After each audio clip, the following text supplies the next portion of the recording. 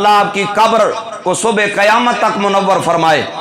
حضرت پیر صاحب جب جامعۃ الازہر سے پڑھ کے تشریف لائے، آپ کے لیے بھی بہت سارے مواقع تھے کہ آپ دنیا کے ہزارہ کام کر سکتے تھے اور کچھ بھی نہ کرتے، اپنے والد گرامی کی نشست پہ تشریف فرما ہو کر فقط یہ پیری مریدی کا سلسلہ جو روایتی آج معاشرے میں چل نکلا ہے یہی چلاتے رہتے تو کوئی مسئلہ نہیں تھا۔ لیکن سیدی ضیاء الامت رحمت اللہ علیہ آپ نے کہا میں یہ نہیں چاہتا، میں چاہتا ہوں کہ کل روز محشر جانے جانا صلی اللہ تعالی علیہ وسلم کی بارگاہ عالی وقار میں جاؤں، میرے حضور فرمائے کرم شاہ کیا لے کر آئے ہو تو میں کہہ سکوں یا رسول اللہ صلی اللہ تعالی علیہ وسلم میرے آقا جب جہان اپنے اپنے مخمصوں میں اپنے اپنے جمیلوں میں پڑا تھا اس وقت کرم شاہ نے دارالعلوم محمدیہ غوثیہ کی بنیاد رکھے، لوگوں کے لیے ایک ایسا راستہ چنا جہاں سے ایسی فیکٹری لگ گئی جہاں سے محمد عربی سے پیار کرنے والے نوکر تیار ہوا کرتے تھے۔ اللہ اکبر یا رسول اللہ۔ علم و حکمت کی ضیاء پیر محمد کرم شاہ، علم و حکمت کی ضیاء پیر محمد کرم شاہ۔ حضرات گرامی،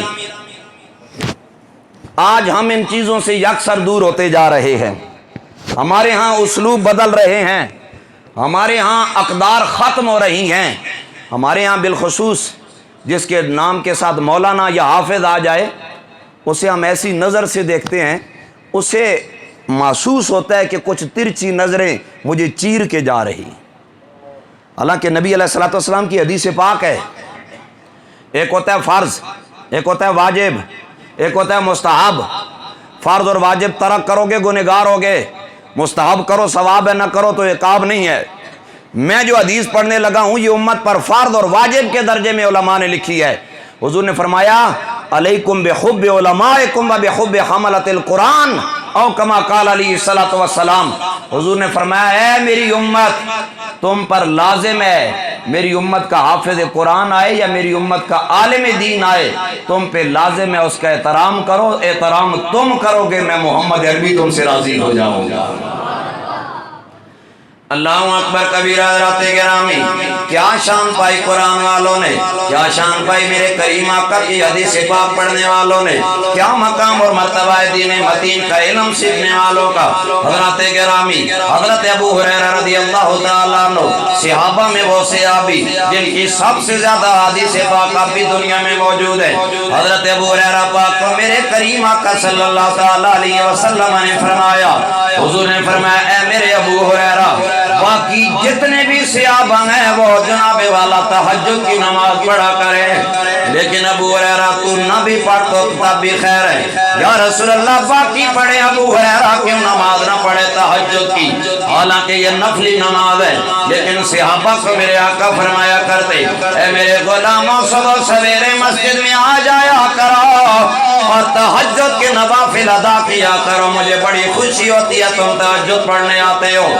لیکن حضرت ابو ہریرہ کو ریلیکس کر دیا گیا، چھوٹ دے دی گئی، کیا وجہ ہے؟ حضور سے حضرت ابو ہریرہ پاک نے دریافت کیا یا رسول اللہ بقیہ صحابہ کو حکم فرمایا کہ تہجد پڑھو، مجھے فرماتے ہیں نہ بھی پڑھو تو خیر ہے۔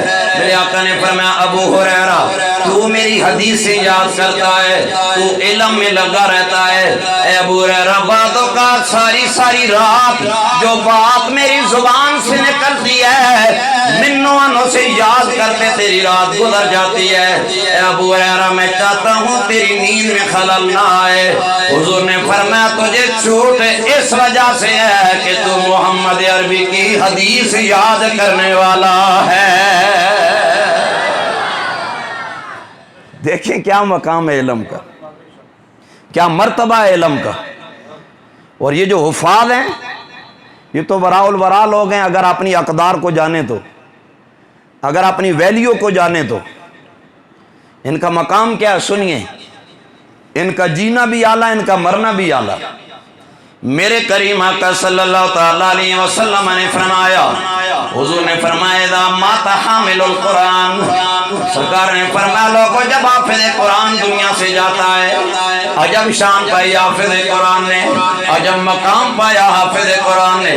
ارے لوگوں جن کی زبانوں پہ صبح شام رحمان کا قرآن ہوتا ہے، دیکھیں ان کا مقام اور مرتبہ کیا ہے۔ میرے کریم آقا نے فرمایا اذا مات حامل القرآن، تھکاوٹ کا احساس دامنگیر تو نہیں ہو رہا آپ لوگوں کو؟ جہاں کہیں گے میں فل سٹاپ لگا دوں گا، میں اتنا مائک سے جوڑا نہیں رہتا۔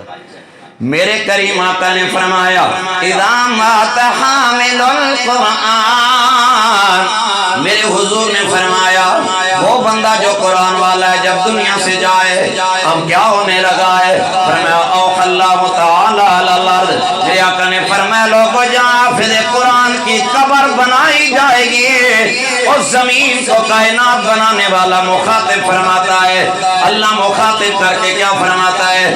اللہ تاکلی لحمہ، میرا رب فرماتا ہے زمین آج خیال کرنا تیرے اندر کوئی عام نہیں آ رہا، میرے قرآن والا آ رہا ہے۔ یا اللہ کیا حکم ہے؟ رحمان فرمائے گا اے زمین تیرے اندر حافظ قرآن آ رہا ہے، عام لوگوں کے جسموں کا گوشت تو کھا جاتی ہے، صرف ان کی اجزاء ترکیبی باقی رہ جاتے ہیں، لیکن اسے کچھ نہ کہنا کہ میرا قرآن اس کے دل میں موجود ہے۔ سنیے زمین کیا جواب دیتی ہے، یا رب کیف آکل لحمہ وکلامک فی جوفی او کما قال علیہ السلام۔ میرے دوستو وہ قبر والی زمین جواب دے کے کہتی ہے یا اللہ میری کیا مجال ہے کہ میں حافظ قرآن کے جسم کو نقصان پہنچاؤں، کیونکہ تیرا قرآن جو اس کے سینے میں موجود ہے۔ بدلے گا زمانہ لاکھ مگر قرآن نہ بدلا جائے گا، ہے قول پیغمبر قول خدا، ہے قول پیغمبر قول خدا، فرمان نہ بدلا جائے گا۔ کیا شان ان لوگوں کی جنہیں قرآن میں سے کچھ نصیب ہو جائے۔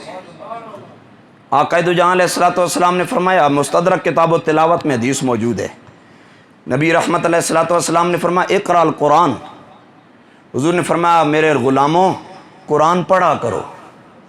کیا کیا کرو؟ ہمارے ہاں تو ابا مر جائے تو تب بھی پڑھنا نصیب نہیں ہوتا، تب بھی مدرسہ کے طالب علموں کو بلایا جائے، طالب علم بھی ایسے ہی پڑھتے ہیں جیسے تم پڑھواتے ہو، معذرت کے ساتھ بجوز چنداں کے یہ طالب علم ایک ایسی فوج ظفر موج ہوتی ہے نا علمان و لفیظ، کیونکہ میں بھی طالب علمی کی سطح سے گزر کے یہاں پر کھڑا ہوں۔ اب سنیے بات، حضور نبی کریم علیہ السلام نے فرمایا اقرأ القرآن، میرے امتیوں قرآن پڑھا کرو۔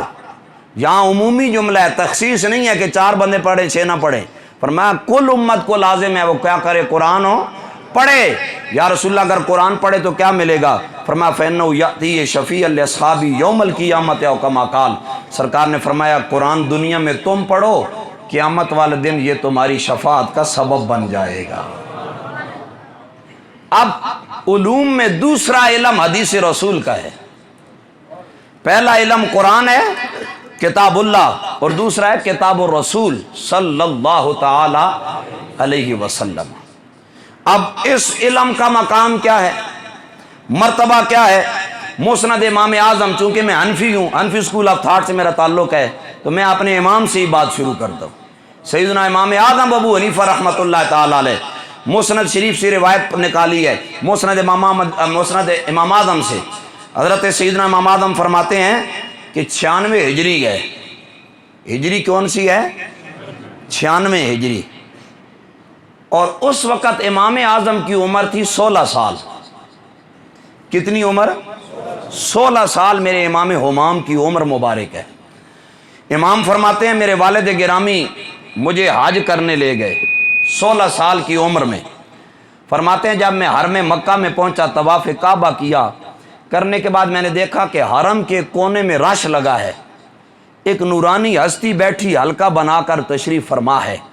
تو میں نے والد گرامی سے پوچھا ابا یہ حرم میں کس بات کا رش ہے، اور یہ سونے مکھڑے والا کون ہے جس کے درمیان لوگ سرکل اور دائرہ اور حلقہ بنا کر بیٹھے ہیں؟ تو میرے والد گرامی نے کہا پتر یہ عام بندہ نہیں بیٹھا ہے، یہ وہ بیٹھا ہے جس نے جب سے اسلام قبول کیا تب سے لے کر جب تک حضور نے ظاہری وصال فرمایا تب تک اپنی آنکھوں سے رسول اللہ کا دیدار کیا ہے۔ یہ میرے حضور کا صحابی حضرت عبداللہ بن حارث بن جز زبیدی بیٹھے ہیں رضی اللہ تعالیٰ عنہ۔ تو حضرت امام کہتے ہیں ابا جی کو، ابا جان مجھے اجازت ہو تو میں صحابی رسول کی باتیں دو میں بھی سنا ہوں، میں بھی سنا وہ کیا کہتے ہیں۔ اب صحابی کی زبان پہ تو یا قرآن ہوتا تھا یا نبی کا فرمان ہوتا تھا۔ ہم تو چونکہ 14 صدیوں بعد آئے، ہم نے تو دلائل کے لیے قرآن کتاب اللہ کتاب الرسول کے بعد آثار صحابہ، آثار اقوال تابعین، تبع تابعین، ہم تو نیچے تک علماء کو لے کر دلائل سے مزین باتیں کرتے ہیں۔ لیکن صحابہ وہ ہیں جو قرآن سے بات لیتے تھے یا نبی کے فرمان سے بات لیتے تھے۔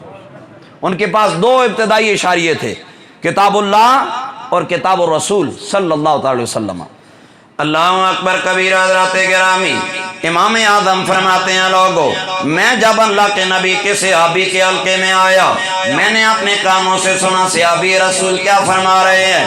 آپ نے فرمایا سمیت رسول اللہ صلی اللہ تعالی علیہ وسلم یقول، صحابی فرماتے ہیں ارے لوگو ایک دن مدینے کے تاجدار کی بارگاہ میں بیٹھا تھا، میرے کانوں نے سرکار سے دو جملے سنے ہیں۔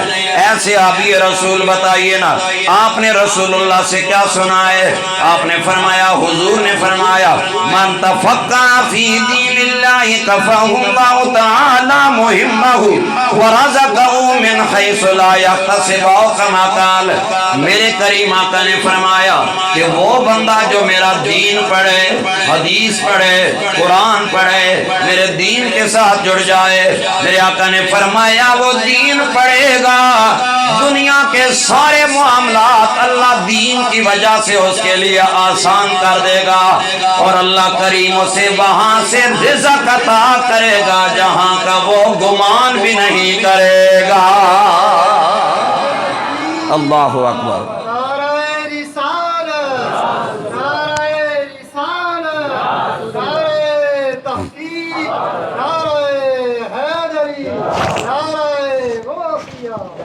کیا فرمایا کہ اللہ اس کے لیے دنیا کو آسان کرے گا، دوسری بات رزق وہاں سے دے گا جہاں سے اس کا گمان بھی نہیں ہوگا۔ اب یہاں میں آپ کو ایک چھوٹی سی عرض کروں، جب بھی بجٹ کا سیزن آتا ہے، بجٹ کا، ہمارے انڈو پاک میں، بر صغیر پاک و ہند میں ہمارے ڈاکٹر صاحبان بھی ہڑتال پر ہوتے ہیں، گورنمنٹ جاب کرنے والے، او پی ڈیز بند ہوتی ہیں، ایمرجنسیز بند ہوتی ہیں۔ بھائی مریض مرتا ہے مر جائے، ہمیں اس عبادت سے غرض نہیں ہے، ہماری تنخواہ بڑھائیں تو تب ہم نوکری کریں گے۔ ہر شعبہ ہے زندگی کا بندہ بجٹ کے چکر میں، اس گن چکر میں اپنی نوکری اور تنخواہ بڑھانے کے لیے وہ جناب ہڑتال کرتے ہیں۔ آپ نے کبھی کسی مسجد کے امام یا خطیب صاحب کو بھی دیکھا ہو کہ انہوں نے مسجد کو تالا لگایا ہو، آج کمیٹی والے میری تنخواہ بڑھائیں گے تو تالا کھولے گا، نہیں تو نماز نہیں پڑھنے دوں گا؟ بتائیں ذرا، نہ بولیں آپ کی مرضی، لیکن میں نے زندگی کی بہت بہاریں دیکھی، میں نے نہیں دیکھا ہے کہ کسی حافظ قرآن نے یہ کہا ہو بھائی آج بائیکاٹ ہے، جماعت نہیں کرواتے، مسجد بند ہے، تنخواہ بداسو تو پھر جماعت کراساں۔ اور خطیب صاحب نے کبھی کہا ہو مسجد میں نہیں آنے دوں گا جب تک میری خطابت کی تنخواہ نہیں بڑھاتے ہو۔ یہ تو 14 صدیاں پہلے میرے رب نے وعدہ کیا ہے، جو میرے محمد عربی کا دین پڑھے گا وَرَزَقَهُ مِنْ حَيْثُ لَا يَحْتَسِبُ، میں اس کے رزق کا بندوبست وہاں سے کروں گا جہاں کا عالم دین نے کبھی سوچا بھی نہیں ہوگا۔ لیکن اگر انسان خود اپنے آپ کو دنیا داروں کے دروازوں پہ گرا دے تو پھر اس کے لیے گارنٹی نہیں ہے، چاہے وہ جتنا مرضی بڑا عالم ہو، جتنا مرضی بڑا عالم ہو۔ مجھے تو علامہ تفتازانی یاد آ رہے ہیں، جن کا تفتازانیہ لوگ علماء کو پڑھایا جاتا ہے، اور نصابی کتب میں، تنظیم کی نصاب میں اکثر کتابیں علامہ تفتازانی کی شامل ہے۔ علامہ تفتازانی نے 20 سال دین پڑھا۔ کتنے سال؟ 20 سال دین پڑھا، اور علامہ تفتازانی پھر قاضی القضات یعنی چیف جسٹس لگے اس دور میں، اور وہ دور تھا تیمور لونگ کا، ہندوستان کا بادشاہ تھا، اس کا نام تھا تیمور لونگ، اس کا دور تھا۔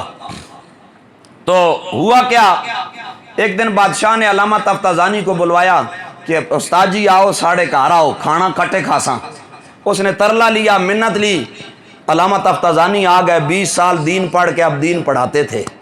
خدا کا کرنا ایسا ہوا، کھانا کھا لیا نا، بارش شروع ہو گئی دلی شہر میں، بارش اتنی آئی کہ محل کی دیواروں سے پانی ٹکرانے لگ گیا۔ علامہ تفتازانی نے کہا بادشاہ مجھے اجازت دو، میں نے گھر جانا ہے۔ اس نے کہا مولوی صاحب بارش رکنے دے، چلے جانا۔ کہا نہیں نہیں، کوئی پتہ نہیں پانی اوپر آ جائے، تیرا محل کا چھت گر جائے، تفتازانی نیچے آ کے مر جائے، لہذا میں یہاں نہیں رہتا، مجھے جانے دے۔ بادشاہ آگے سے جلال میں آیا، مولوی صاحب آپ کو اپنی پڑی ہے، میرا خیال نہیں ہے، آپ مر گئے کوئی اور مولوی صاحب آ جائیں گے، میرا سوچے میں مر گیا سلطنت کا کیا بنے گا۔ لیکن وہ تفتازانی تھے نا، وہ بادشاہوں کے ٹکڑوں پہ نہیں پلتے تھے، میرے حضور ضیاء الامت کی طرح نا وہ در رسول پہ کھڑے ہو کے کہا کرتے تھے اے سلطان حسینان دو جہاں، ایک مفلس و کنگال آپ کے دروازے کا سوالی بن کے آیا ہے، ہیں جی۔ اور جناب والا وہ سیدی ضیاء الامت کی طرح کہا کرتے تھے کہ طیبہ دیاں غارانے، طیبہ دیاں غارانے آپ نے بھائی سونا ساڑھے بے ہزارانے۔ علامہ تفتازانی جلال میں آئے، کہا بادشاہ تو نے کیا کہا، پھر کہے۔ اس نے کہا مولوی صاحب آپ مر گئے تو کوئی اور مولوی صاحب آ جائیں گے، میں مر گیا سلطنت کا کیا بنے گا۔ علامہ تفتازانی نے فرمایا سنو اے، میں نے 20 سال نبی کا دین پڑھا ہے۔ کتنے سال؟ 20 سال رسول اللہ کا دین پڑھا ہے، اور تمہاری حالت یہ ہے نا، تم مر جاؤ تمہیں کفن بعد میں پہنایا جائے گا، تمہاری کرسی کے دعوے دار 14 تیرے خاندان سے نکل آئیں گے، کہیں گے میں بادشاہ بنتا ہوں، میں بادشاہ بنتا ہوں۔ تو مر جائے تجھے دفنانے سے پہلے کرسی پہ لوگ قبضہ کر لیں گے، لیکن تفتازانی مر جائے نا 20 سال پھر کسی ماں کو اپنے بیٹے کو دین محمد عربی پڑھانا پڑے گا، تب جا کے کوئی تفتازانی بننے کے قابل ہوگا۔ یہ ہے علم دین محمد عربی صلی اللہ علیہ وسلم۔ لیکن حضرات گرامی آج ہمارے یہاں اس چیز کی پہچان نہیں رہی ہے۔ آپ جناب والا محلے میں ہمیں مدرسہ ملا ہے، لیکن ہم مدرسے میں اپنا طالب علم بچہ بھیجنے کے لیے تیار نہیں ہے، اور انفارچونیٹلی کئی ایسی کالی بیڑے معاشرے میں داخل ہو چکی ہیں جنہوں نے علماء کو بدنام کر دیا ہے، جنہوں نے رسول اللہ کے دین کے دریوزہ کروں کے ماتھے کے اوپر کلام کا ٹیکا بننا جناب والا بنا لیا ہے۔ اللہ مان والا فیض، اللہ ہمیں ایسے بدبخت اور بدتینتوں سے محفوظ رکھے۔ اللہ کریم کی بارگاہ میں دعا ہے سیدی ضیاء الامت نے جو ہمیں دین محمد عربی پڑھایا ہے اسی پہ اللہ میں کار بن رہنے کی توفیق عطا فرمائے، اور اللہ کے حضور ناز میں صدقہ آمینہ کلال یہ دعا ہے اے کائنات بنانے والے مولا، ہمیشہ ہماری آنکھوں میں ہمیں دنیا کی رس نہ نظر آئے، ہمیشہ مکین گنبد خضرا صلی اللہ تعالیٰ علیہ وسلم کی محبت کا آنچل ہماری آنکھوں میں نظر آنا چاہیے۔ حضرات گرامی آج ہمارے لیے دین پڑھنا آسان ہے، ایک وہ زمانہ ہوتا تھا حضرت کثیر بن قیس رضی اللہ تعالیٰ عنہ آپ اس حدیث پاک کے راوی ہیں، آپ فرماتے ہیں لوگوں میں رسول اللہ کے صحابی حضرت ابو الدرداء رضی اللہ تعالیٰ عنہ کی بارگاہ میں دمشق میں بیٹھا ہوا تھا، مدینے سے ایک صحابی آیا اور آ کر حضرت ابو الدرداء کو سلام کرتا ہے اور کہتا ہے اے ابو الدرداء میں مدینہ سے تمہیں دمشق میں ملنے آیا۔ حضرت ابو الدرداء نے فرمایا اے مدینہ پاک سے آنے والے، تو شہر جانا صلی اللہ تعالیٰ علیہ وسلم سے آیا ہے۔ پورا اسے پروٹوکول دیا، فرمایا اتنے دور سے دمشق میں کیا لینے آئے ہو؟ انہوں نے کہا میں نے سنا ہے تیرے پاس رسول اللہ کی ایک حدیث موجود ہے، میں مدینہ سے دمشق وہ حدیث پاک لینے آیا ہوں۔ کہاں دمشق اور کہاں مدینہ پاک؟ کام ہو رہا ہو کوئی کام نہیں ہے، مدینہ شریف سے دمشق میں ایک حضور کی حدیث لینے آیا، اور وہ روایت حضرت ابو الدرداء سے ہے، یعنی حضرت ابو الدرداء فرماتے ہیں میں نے رسول اللہ سے سنا۔ اب وہ حدیث کیا تھی وہ سنیں، اور پھر میں اختتام کرتا ہوں کیونکہ استاد جی قبلہ کا سفر زیادہ ہے۔ اب سنیے حضرات گرامی میرے کریم آقا کی حدیث کیا ہے؟ صحابی کہتا ہے کہ ابو درداء آپ نے یہ روایت کیا ہے کہ رسول اللہ نے فرمایا من سلک طریقا یطلب فیہ علما اسلک اللہ بھی طریقا من طرق الجنت او کما قال۔ حدیث پاک کے الفاظ ہے، میرے کریم آقا نے فرمایا کوئی بندہ اگر اس راستے پہ چلے کہ جس راستے پہ دین حاصل ہوتا ہے، یعنی کوئی بندہ اپنے گھر سے نکلے اور استاد ڈھونڈے جہاں پہ جا کے وہ رسول اللہ کا دین پڑھے، میرے آقا نے فرمایا لوگوں وہ دین کے لیے نکلے گا، کئی تنگیاں برداشت کرے گا، کئی مصیبتیں برداشت کرے گا، کبھی جناب والا روٹی کھانی پڑے گی، کبھی سوکھی، کبھی جناب والا سفر کی تنگیاں، کبھی بجلی کا نہ ہونا، کبھی سردی، کبھی گرمی برداشت کرنی پڑے گی۔ میرے آقا نے فرمایا اگر میرے دین کے لیے وہ جناب والا تنگیاں برداشت کر کے دین حاصل کرے گا، میرے آقا نے فرمایا دنیا میں دین کی تنگیاں اگر برداشت کر لے گا، کل اللہ اس کے لیے جنت کا راستہ آسان فرما دے گا۔ دنیا میں دین کے لیے اگر تنگی، آج تو تنگی ہے ہی کوئی نہیں بھائی، آج تو تنگی ہے ہی کوئی، آج تو ہر بندہ کوشش کرتا ہے مدرسہ کی خدمت کی جائے، مدرسہ کے طلباء کا لحاظ کیا جائے، مدرسے کے طلباء کے لیے یہ وہ کیا جائے۔ یہ تو کوئی ان پرانے اساتذہ سے پوچھے جنہوں نے مشکلات کاٹی ہیں، جنہوں نے ان بڑے بڑے اداروں کی بنیادوں میں اپنا خون جگر دیا ہے۔ حضور ضیاء الامت جیسے لوگ جو درخت کی چھاؤں میں بیٹھ کر بلڈنگ اور بڑی کوٹھی کو ادارے کا نام نہیں دیتے تھے، ان کا ایمان اور مشرب تھا کہ بلڈنگ ہو نہ ہو، درخت کے سائے میں بیٹھ کے بھی کرم شاہ کو دین محمد عربی پڑھانا پڑے نا تو محمد کرم شاہ فخر کر کے کہے گا میں پودے کی چھاؤں میں ویسے نہیں بیٹھا، کبھی قال اللہ کی صدا لگانے کے لیے بیٹھا، کبھی قال الرسول کی صدائے دل نواز لگانے کے لیے بیٹھا۔ اور آگے سنے میرے کریم آقا نے کیا فرمایا، جب بندہ دین کے لیے نکلتا ہے، حدیث پاک کے الفاظ ہے، میرے حضور نے فرمایا وَإِنَّ الْمَلَائِكَةَ لَتَضَعُ أَجْنِحَتَهَا رِضًا لِطَالِبِ الْعِلْمِ۔ میرے کریم آقا نے فرمایا جب طالب علم دین پڑھنے کے لیے نکلتا ہے، اس کی رضا جیسے ہوتی ہے اللہ فرشتوں کی ویسے رضا بنا دیتا ہے۔ فرشتوں کی اپنی مرضی نہیں ہوتی بلکہ طالب علم کی مرضی ہوتی ہے۔ میرے آقا نے فرمایا جب طالب علم اپنی مرضی سے مدرسہ کی طرف نکلتا ہے، جو ہی پہلا قدم اٹھاتا ہے اس کے قدموں کے نیچے اللہ کے نورانی فرشتے اپنے پر بچھا دیا کرتے ہیں۔ یہ ہر بندے کو سمجھ نہیں آتی، اسے سمجھ آئے گی جس کے خمیر میں یہ بات آ جائے گی کہ طیبہ سے منگائی جاتی ہے،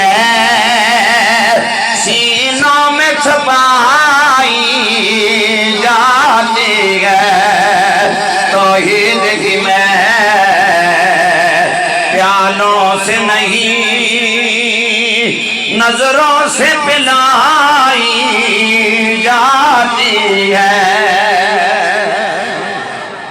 آگے حدیث کے الفاظ سنیے، یہ تو چند باتیں ہیں۔ حضور نے آگے فرمایا وَإِنَّ الْعَالِمَ لَيَسْتَغْفِرُ لَهُ مَنْ فِي السَّمَاوَاتِ وَمَنْ فِي الْأَرْضِ۔ حضور نے فرمایا جب ایک عالم، کون بولیے، عالم ہر بندہ پاک بننے والا عالم نہیں ہونا۔ آج کل لوگوں نے یہ بھی نظام نکالی، اور کچھ آتا ہے نہیں آتا، بس اس طرح سامنے آؤ کہ لوگ سمجھیں کہ ان جیسا شیخ القرآن دنیا میں آیا کوئی نہیں۔ حضرت شیر خدا میرے جد کریم ہیں، مولا علی شیر خدا، آپ کے دور میں بھی کئی ایسے تھے، زارک بار پر دوروں پتہ چلے کہ مولی صاحب آ رہے ہیں۔ ایک آیا تھا آپ کے دور میں بھی، کوفہ کی جامع مسجد میں بیٹھا، اب علی جیسا کوئی ہو تو بتاؤ نا، جنہیں حضور نے فرمایا انا مدینۃ العلم والی بابھا، لوگوں میں علم کا شہر ہوں، علی اس کا دروازہ ہے۔ چراغ دولا والے فرمایا منظر فضائے دار میں سارا علی کا ہے، جس سمت دیکھتا نظارہ علی کا ہے، اور تم دخل دے رہے ہو عقیدت کے باب میں،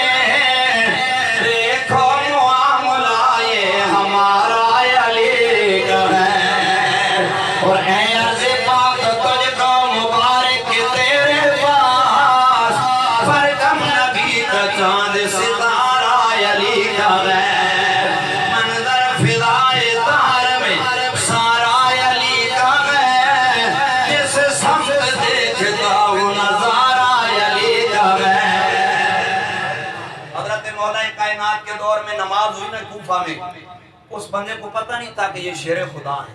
شیر خدا عاجزی کا مرقع تھے. آج کل تو 2 کتابیں بعد میں پڑھتے ہیں، پہلے اپنے آپ کو بتاتے ہیں کہ میں شیخ و شیوخ ہوں. عارف کھڑی نے فرمایا پڑھنے ہوتے مان کری نہ کہ نہ آکھی میں پڑھیا. سمجھ آ رہی ہے بات کی؟ کئی تو اپنے ابا کو کہتے ابا آپ کا دور پرانا تھا آپ نہیں پڑھے، میں اب پڑھ کے آیا ہوں. عارف کھڑی نے فرمایا پڑھنے ہوتے مان کری نہ آکھی میں پڑھیا، او جبار کا ہار صداوے مت روڑ دے رہے تھے.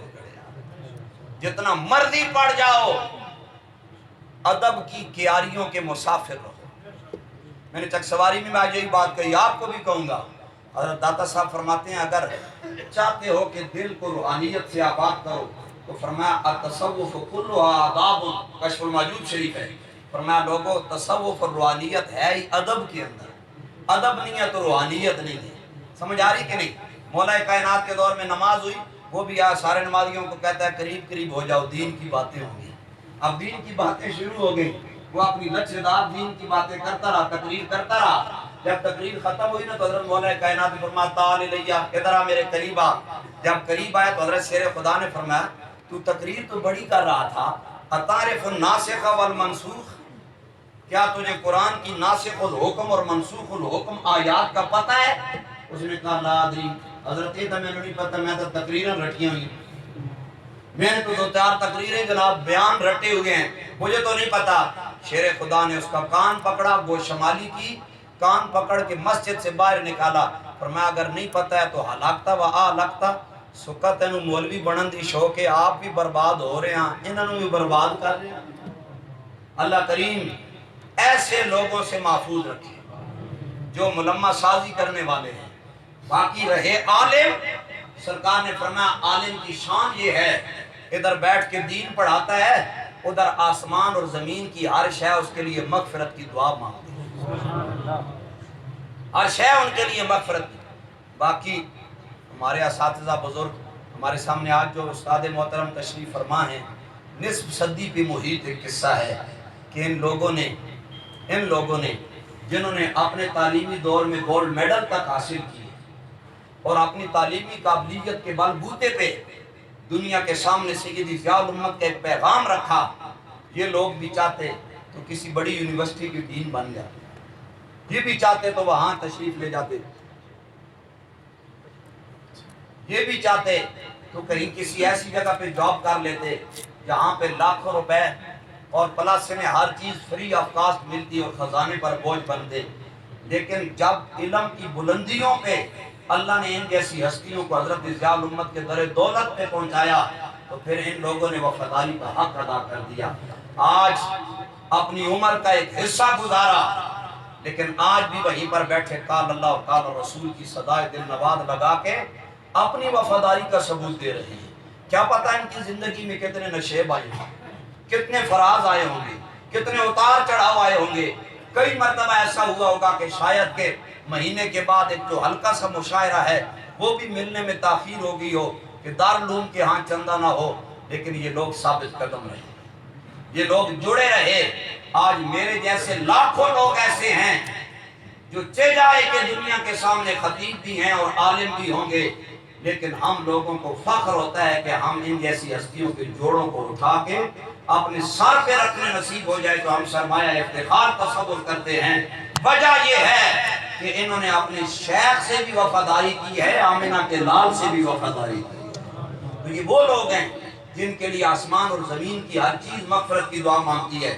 اور آگے سرکار نے فرمایا وَالْحِيتَانُ فِي جَوْفِ الْمَاءِ اَوْ كَمَا قَالَ، سرکار نے فرمایا جو سمندر کے اندر مچھلیاں ہیں وہ بھی ان علماء کے لیے جو ہے نا مغفرت کی دعائیں کرتی ہیں. اور آگے سرکار نے فرمایا وَإِنَّ فَضْلَ الْعَالِمِ عَلَى الْعَابِدِ كَفَضْلِ الْقَمَرِ لَيْلَةَ الْبَدْرِ عَلَى سَائِرِ الْكَوَاكِبِ. سرکار نے فرمایا یہ جو عالم ہے نا، عالم اس کو ایک عابد پہ ایسے فضیلت ہے جس طرح چودھویں کا چاند نکلا ہو، ستارے اس کے سامنے کوئی حیثیت نہیں رکھتے، اسی طرح ایک عالم کے مقابل عابد کی کوئی حیثیت نہیں ہے. اور آگے حضور نے فرمایا وَإِنَّ الْعُلَمَاءَ وَرَثَةُ الْأَنْبِيَاءِ، علماء انبیاء کے وارث ہیں. لَمْ يُوَرِّثُوا دِینَارًا وَلَا دِرْهَمًا، سرکار نے فرمایا علماء کی وراثت دینار اور درہم اور پاؤنڈ اور ڈالرز نہیں ہوتے، بلکہ ان کی کیا چیز وراثت ہے؟ فرمایا وَإِنَّمَا وَرَثُوا الْعِلْمَ فَمَنْ أَخَذَهُ أَخَذَ بِحَظٍّ وَافِرٍ أَوْ كَمَا قَالَ۔ حضور نے فرمایا میری امت کے عالم کی وراثت جو مجھ سے ملتی ہے وہ علم کی ہے، جس نے علم لیا سمجھو اس نے ساری کائنات میں۔ اللہ کریم اس دارالعلوم کو صبح قیامت تک آباد فرمائے، اس دارالعلوم کے ساتھ معاونین جتنے بھی ہیں اللہ ان کو تنگیوں سے نجات عطا فرمائے، اللہ ان کے رزق میں برکات عطا فرمائے۔ اور جو معاونین یہاں تشریف فرما ہیں منتظمین، اگر وہ میری عرضی سن رہے ہیں، میری ان سے گزارش ہے جس طرح آپ لوگوں نے خطہ کشمیر کے کونے کونے سے علماء اور اساتذہ کو پکڑ کر یہاں بٹھایا کہ ان بچوں کو پڑھائیں، میری آپ سے درخواست ہے زیادہ نہیں تو کم از کم اپنا ایک بیٹا دین کے نام کر، تاکہ کل آپ باہر سے اساتذہ منگوا کے یہاں پڑھواتے ہیں، تاکہ اللہ وہ دن بھی لائے آپ مدرسے کی خدمت کرنے آئیں تو دیکھیں آپ کا اپنا بیٹا مسجد میں بیٹھا ہو مدینے والے کی حدیث پڑھا رہا ہو، آپ کا اپنا بیٹا بیٹھا ہو اور قرآن سنا رہا ہو۔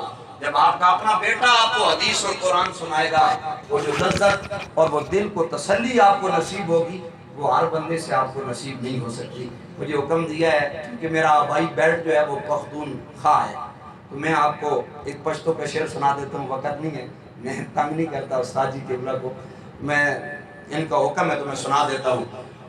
اللہ اللہ حضرات گرامی ہمارا پشتو کا شاعر بولا، اس نے کہا نم نم بل نم نم نم پشتو کی بھی حرمتی نہ کریں، سبحان اللہ کے نم نم بل نم نم نم نم بل نم نم رست و رسان نبی ختم پدا نبوت آخر زمان نبی، ختم پدا نبوت آخر زمان نبی۔ ٹرانسلیٹ کر دیتا ہوں، بتلا دو گستاخ نبی کو غیرت مسلم زندہ ہے، بتلا دو گستاخ نبی کو غیرت مسلم زندہ ہے، ان پہ مر مٹنے کا جذبہ کل بھی تھا اور آج بھی ہے، اور میرے نبی سے میرا رشتہ کل بھی تھا اور آج بھی ہے۔ اسی پہ بات ختم، یہ عنایتیں یہ نوازشیں ابھی آپ مجھ سے نہ پوچھئے، میری آنکھ آوے جمال ہے، میرے سامنے رخ یار ہے، میری آنکھ آوے جمال ہے، میرے سامنے رخ یار ہے۔ یرفع اللہ الذین آمنوا منکم والذین اوتوا العلم درجات۔